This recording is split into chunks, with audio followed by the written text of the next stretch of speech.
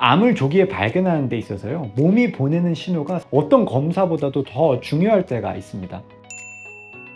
그런데 일상 속 바쁨에 묻히거나 또는 대수롭지 않게 넘기는 경우가 많죠. 초반에는 특별한 증상이 없거나 또는 흔한 증상으로 위장이 되어서 지나치기가 쉬운데요. 암은 조기에 발견하면 치료 가능성이 훨씬 높아지는 만큼 미묘한 변화라도 눈여겨보는 것이 정말 중요합니다. 지금부터 말씀드릴 7가지 증상은요, 여러 연구를 통해서 암의 가능성을 높이는 주요 신호로 확인한 것들이니까요, 꼭 기억해 두시길 바랍니다. 첫 번째는 갑작스럽고 설명되지 않는 체중 감소예요. 평소대로 먹고 움직이고 있는데도 어느 날 체중이 한 4에서 5kg 정도 빠졌다면, 특히 췌장암, 위암, 폐암처럼 몸의 대사에 영향을 주는 암을 의심할 수가 있어요.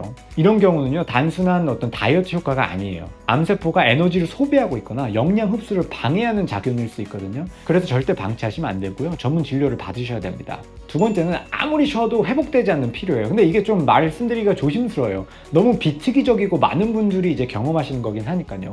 그래도 중요한 증상이라 말씀을 드립니다. 잠을 자도 개운하지가 않아, 일상생활이 버거울 정도로 지친 느낌이 몇 주 이상 계속 지속이 된다면 조심해야 됩니다. 혈액암이나 대장암 같은 암에서 자주 나타나는 증상이고요. 체내 에너지 생성이 무너지거나 염증 반응, 빈혈 같은 게 원인이 될 수 있습니다. 세 번째로 말씀드릴 증상은요, 원인을 알 수 없는 출혈입니다.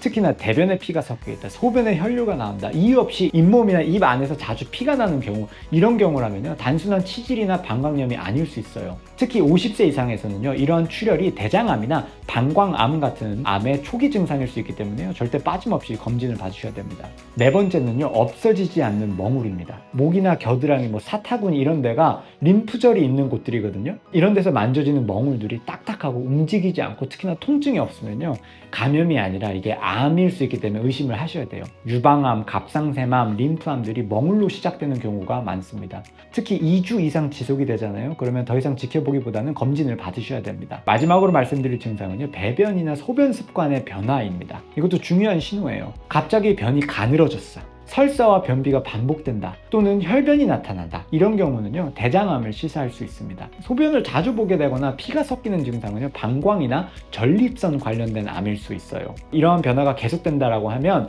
단순한 위장 질환 정도로 넘기지 마시고요, 원인을 꼭 찾고 넘어가셔야 됩니다. 암은 항상 드라마틱한 방식으로 다가오지 않아요. 작고 사소해 보이는 증상들이 사실은 생명을 지키는 중요한 신호일 수 있다는 거 잊지 마세요. 몸이 이상하다라고 말을 할 때 그 목소리를 무시하지 않고 귀 기울이는 거, 그게 암을 이길 수 있는 첫 번째 열쇠입니다. 지금 잘 기억해 두시면요, 여러분 또는 소중한 사람들의 생명을 지키는데 나중에 분명 도움이 될 거예요.